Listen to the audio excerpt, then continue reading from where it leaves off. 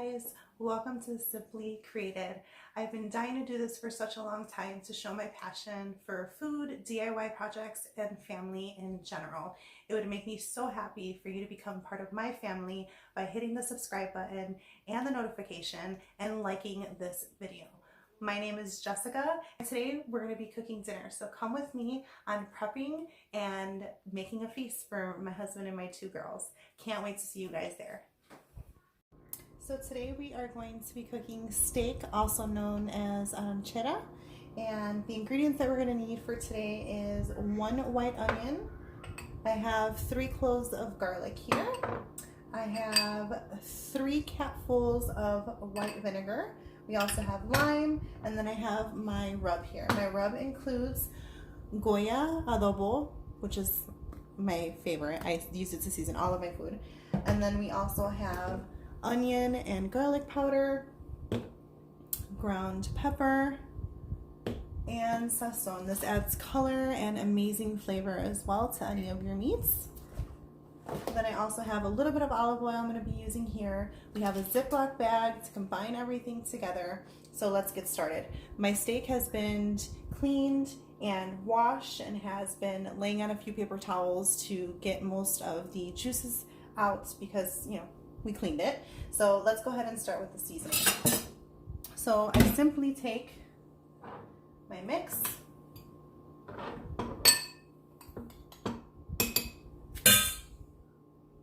and a piece of steak, and use your fingers because they're your best friend.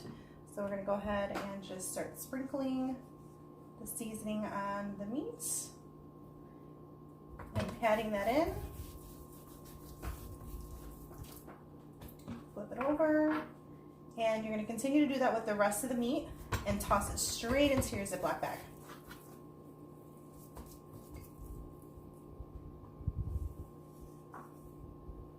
Alright, just like so. Right, once your meat is seasoned and in the bag, and then we'll go ahead and add the remaining ingredients. The onions will help tenderize the meat. I'm going to toss that in there. Then we also have some fresh garlic. This makes it really, really simple, so you're not dirtying, you know, extra plates or bowls. You just throw it right in the Ziploc bag. We're going to add the vinegar. We're going to go ahead and drizzle olive oil in the bag. I would say like 2 tablespoonfuls. All right. Then you're going to go ahead and squeeze in your lime. I have 2 whole limes here. It's up to you how many you want to use. I like mine pretty zesty, so we're going to go ahead and use 2.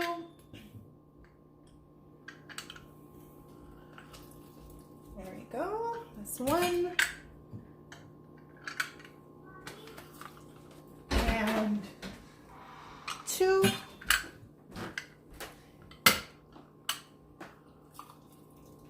All right, so now that it's squeezed in there, I'm going to go ahead and zip this bad boy up. There we go.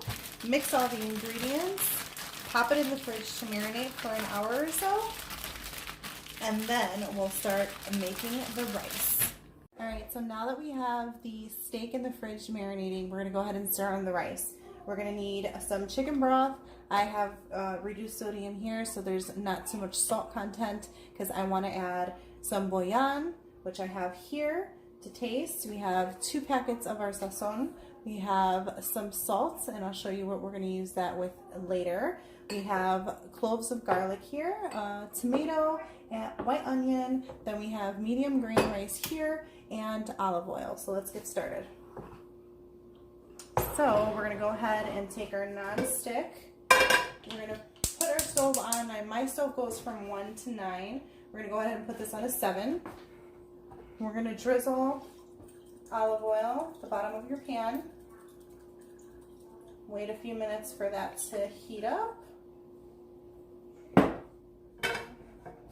And then we're going to go ahead and add our onions. I know it seems like a lot of onions, but trust me, once they cook down, it won't be as much as you think. You want to season every part of your dish, so we're going to go ahead and sprinkle some salt to draw out the moisture in the onions. Now we're not caramelizing these. We are literally cooking them just so that they're a little bit translucent, and then we'll go ahead and add the tomatoes after that.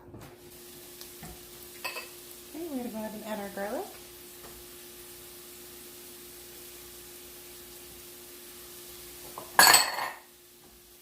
Once we give that a little stir, then we're gonna go ahead and add our tomatoes. Again, seasoning every part of the dish, so we're gonna add some salt.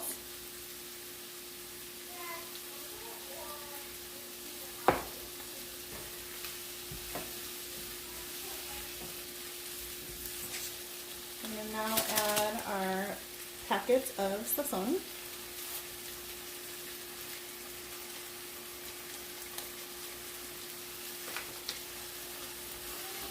See the beautiful red color that's in there? That's going to help make your rice turn yellow. Some people say orange, but to me it's yellow. Alright. And now we're going to grab our stock, add in our bouillon, stir that up a little bit,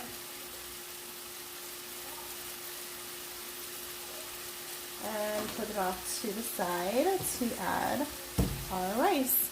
So I am doing 2.5 cups of rice. So you're going to use equal parts of the broth.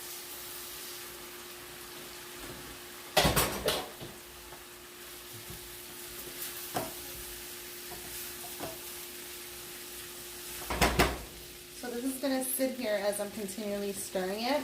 And what we want is for some of the grains of the rice to turn white.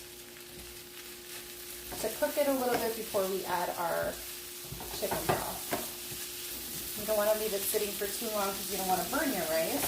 So I'm going to stir it here. Super quick, super convenient. It's going to cook for about 35 minutes to 45 minutes. You do not want to remove the lid once it's covered. So I'll show you what that looks like when we get there. We're about there, so I'm going to go ahead and add the broth.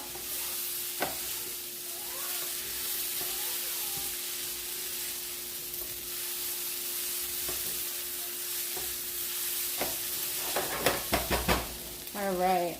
So we are ready for this bad boy here. So I've already put the bouillon in here. Pour this in. Try not to spill it like I just did. There we go. Alright, and stir this up. Now we're going to keep it on high until most of the water goes away.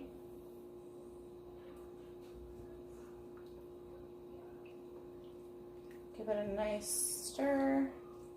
Okay, zhuzh it up a little bit. And we're going to let it sit and boil until that water is gone. Now you can stir it occasionally just so you can see how much water you have left remaining in your pot. Once it gets to the point where there's maybe a half a cup of water in here, you'll see the grains of the rice on top. That's when we're going to want to put the stove on a 2 or 3, very low, for about 45 minutes and put the lid on it. Again, I can't stress enough not to take the lid off during the 45 minutes, because if you take it off, you're going to let out all the heat from the cooking process of the rice. Alright, so I'm going to lean you guys in really quick so you can see that most of the water here is gone. So we're going to wait a few more minutes and then we're going to lid it. I'm going to go ahead and lower the heat between 2 and 3 and pop the lid. Set the timer for 45 minutes and walk away. As that cooks, we're going to get started on cooking the steak. Alright guys, so the rice is done. nice and fluffy. We're gonna go ahead and start on cooking the steak. I have my cast iron here, and I have that on a 7. I took the steak out of the fridge. It's been marinating for about 2 hours, so all that flavor is infused into the steak, which is great. You're just gonna go ahead and take some tongs and take your first piece out, put it on the skillet, and cook that bad boy up for about a minute or 2 on each side. And then once that is cooked, you're going to want to go ahead and drain the excess juice that accumulates in your pot and put the steak off to the side in a plate, because we're going to want to fry that afterwards so that it has like a nice crisp top to it. So I'm going to go ahead and cook this up, and then I'll show you the next step. Alright, so now that we have all of the meat a little cooked, it was about a minute on each side, I've drained out all the juices from the steak from the cast iron. I'm going to go ahead and add a little bit of olive oil because we're going to crisp up the meat a little bit. What's great is that the meat has still all the little bits of the garlic on here. It's going to be so good. And that's what you want to hear. You want to hear a little bit of sizzling, so you know that you're going to go ahead and fry these up.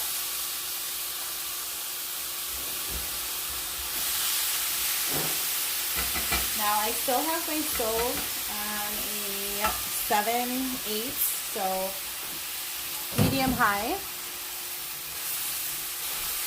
And you want to keep an eye on them because you don't want them to burn. So this is a great alternative to grilling. It's still a little bit too cold outside, plus we're all stuck inside because of, the crisis that's going on. So you have to figure out different ways to cook your food instead of being outside grilling, which is what we love to do. I hope everybody is staying safe and healthy out there. So once these are cooked on one side, I'd say about a minute or so, we'll go ahead and flip them over. We're just looking for a nice crisp in them, so it gives you a little bit of crunch. The meat is still going to be extremely tender because, again, we marinated it for about 2 hours, and now it's cooking on the cast iron twice. Once to cook them slightly, remove all the juices, like I said, and then we're going to go ahead and put them back on the cast iron, and a little bit of olive oil to give it that charred taste, which is what you would get on your grill, which is amazing. Using a regular pot, like a non-stick, won't give you the same effect as a cast iron. I found mine on clearance. I love going to Kohl's. This was about $20 for the cast iron, and I use it all the time. Alright. Go ahead and flip those over. And if you can see here, nice caramelization on your meat. So I'm going to continue cooking the rest of the meat, and then we'll show you once you plate up.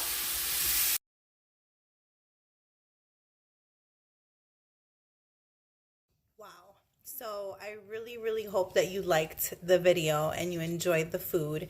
I have a newfound respect for YouTubers and all the work that goes into creating a video and strategizing and figuring out what people are looking for when they watch your videos.